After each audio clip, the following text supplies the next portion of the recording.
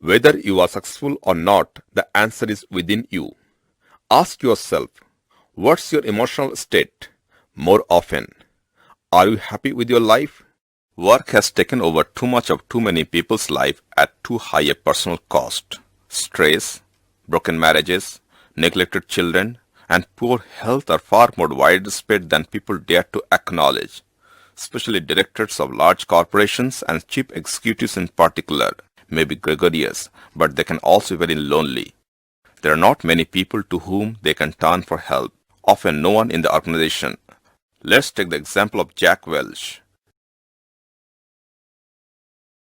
the man who turned General Electric from a light bulb maker into a $870 billion giant GE.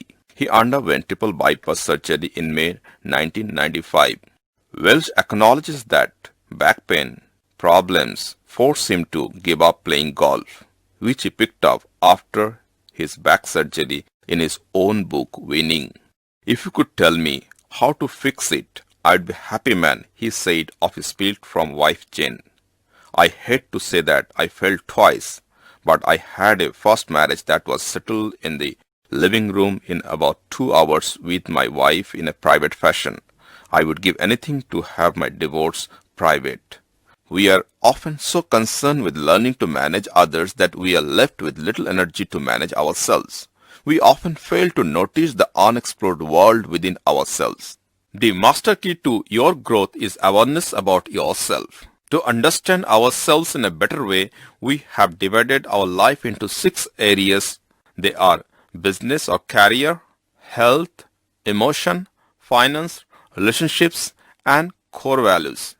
Everything in your life can be categorized into these 6 areas. So, let's begin with business or career. Where do you rate your current performance according to your perception, not what your superiors, colleagues, subordinate, customers, your spouse or friends think? If you think you are doing average, that is okay, then you are at 5. If you think you are performing good according to your perception, then you are at 6. And if you think you are doing very good, then you are at 7. If you think you are excellent in your job, then you are at 8. And if you think your performance is outstanding, then you are at 9. If you think there is no room for improvement in your performance at your work, you are doing the best what you can do, then you are at 10. The next domain is your health. In the same way, if you think you are totally happy about your health in terms of your energy, your vitality, your weight according to your height and age, then you are at 10. But if you think there is a room for improvement, then rate yourself where do you stand right now according to your perception. The next field is your emotional state right now. If you think you are totally balanced and happy and master of your emotion, then you are at 10. But the way your life is going right now, sometimes you feel good and sometimes depressed, stressed and worried, fatigue, then maybe you are at 5. Or it can be above and it can be below 5 also. A person's true success is determined by his or her emotional state more often. Next, finance. If your current income and expenditure is just matching, you are at break-even point, then you are at 5 in finance. If you can make some saving out of your current income, then maybe you are at 6, 7, 8 or 9. And if you are totally happy about your financial position, then you are at 10. But if your expenditure is more than your income, then you are below 5. The next area is relationship. There are different kinds of relationship. If you are married, then your relationship with your spouse is the primary relationship. But today we will discuss only on our professional relationship at workplace. How do you rate your relationship with your colleague, superiors, subordinates, vendors, and customers according to your perception? Please rate yourself according to your perception where do you stand right now in terms of relationship. The last one is the core values or universal values. There are personal values or organizational values and core values. Personal values or organizational values can change from person to person, place to place, community to community, organization to organization, and country to country.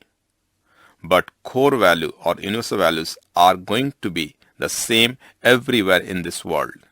We play different role at different time. Are you keeping your commitment with the role you are playing? There are many core values. I have mentioned only 3: commitment, trustworthy, and responsibility here.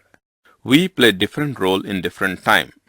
But how often are you fulfilling your responsibility, keeping your commitment and being trustworthy? Sometimes we commit more than we can deliver. If you think you are keeping your commitment all the time, then you are at 10. Otherwise, maybe you are at 5, 6, 7, 8 or 9. Rate yourself. Where do you stand according to your perception? Once you have rated yourself in every areas, join all the points in a circular manner. What have you got? What it shows to you? You must get another circle within the circle. Is the circle uniform in shape? There is nothing wrong or right, whatever you got. But today you took time to analyze yourself, what quality of life you are leading. Whenever you want to purchase a quality product, you will be very conscious of the ingredients, whether all the ingredients are balanced or not. What about your life? Do you believe life is a journey from birth to death and we are all traveling? Today also, you came to the workshop in a vehicle. If the wheels of the vehicles be the same shape of what you got, what kind of journey or ride you will have? A bumpy ride. You will find some areas are getting neglected and in some areas you are doing well. No one can change unless you want to make the changes for your betterment. This exercise can help you to make the changes required to lead a balanced life. Rarely you take out time for yourself, but today you took out time for yourself to analyze your life. Everyone wants to improve, but most of us are not clear how to proceed. Growing, learning, and expanding ourselves as humans are main drives in our life. First, I must know where I am standing. Then I must decide my destination according to my capability, circumstances, and inspiration. What inspires others may not inspire you. You must ask yourself what inspires you. Then you must assess your strength and resources available to reach your destination. This exercise can give you insight on the areas you need to address to lead a balanced and happy life. The only person can judge you properly is yourself. Maybe you need some guidance. Take into consideration both the negative and positive aspect. What are the bad and good habits you have and how did you acquire them? You must be able to help yourself through constructive analysis. One of the very frequent questions I asked in the workshop, who is your main competitor? It must be a single person. Competitors can be many, but main competitor must be one. Some of the answer I get, my boss, colleagues, my elder brother, father. Some of the answers are very interesting with ladies. My sister-in-law, my in-law, my mother-in-law, etc. But how your boss or colleague can be your main competitor? Their circumstances are different, their capability and capacity are different, and their inspirations are different. They can be your competitors, but not main competitor. The main competitor is yourself. Where have you been last year or last month? If there is no change for betterment, then you have to worry. You must be aware of what's happening around you, and if you are happy with your progress, you are successful. Introspect every night. Keep a diary. During the day, be still for 5 minutes and analyze what you are doing and thinking. Those who don't analyze themselves ever change for betterment. This is a dangerous state of existence. You become stagnant and let circumstances rule you.